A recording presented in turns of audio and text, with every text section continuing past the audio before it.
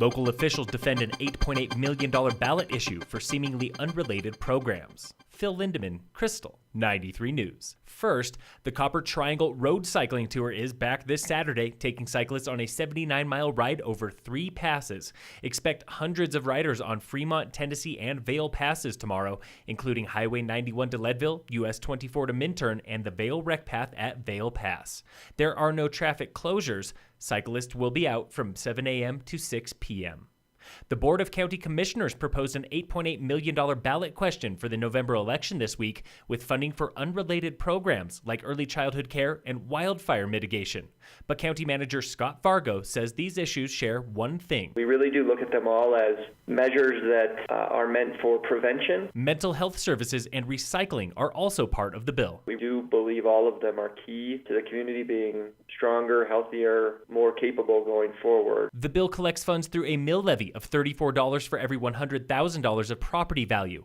A tax increase is never an easy sell, but Vargo says local towns prefer mill levies over sales tax hikes. 70% of our properties are second homeowner properties, and so as a local resident, we're getting significant bang for the buck. The bill also includes funding for improvements at county commons. It goes to vote this November.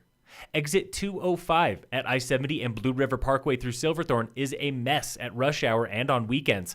Town officials know. They drive there too. Obviously, we have big spikes in traffic volumes, and so I think that's something that we're always going to be grappling with. That was Town Manager Ryan Highland. At a recent open house, residents said they would rather solve the Exit 205 gridlock than work on pedestrian access at Highway 9 on 4th Street.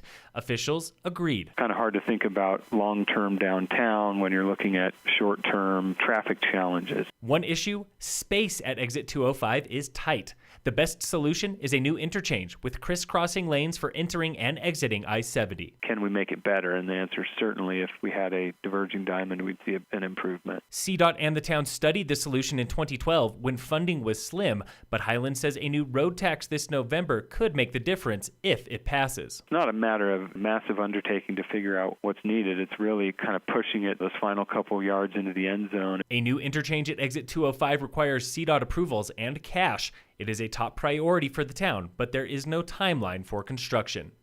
A new show premieres at the Silverthorne Performing Arts Center tonight, and for the first time since grand opening, the audience will be in the round. Chris Aileman with Lake Dillon Theater. We hadn't done this configuration yet since we've been in the building, but we thought how much fun it would be to put this show in the round, get the audience on all 4 sides, and really play around with the idea that a farce can be something different. Tonight's show is opening night for The Underpants, a farce by German playwright Carl Sternheim, modernized by American funny man Steve Martin. It's really interesting with this play because you hear the characters in the play say the words, but you actually can envision them coming out of Steve Martin's mouth. Tonight's show is at 7:30. The Underpants runs through September 2nd, starring Aaron Vega and Jenna Mole-Reyes.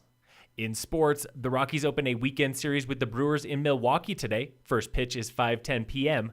And in local sports, brought to you by Wilderness Sports, the Vail Trail Running Series continues tomorrow, August 4th, with the Berry Picker Trail Run on Vail Mountain. Online registration is closed, but you can sign up on-site tomorrow, beginning at 6:30 a.m. at the base of Gondola 1. Minimum age for this race is 13 years old. Phil Lindemann, Krystal, 93 News.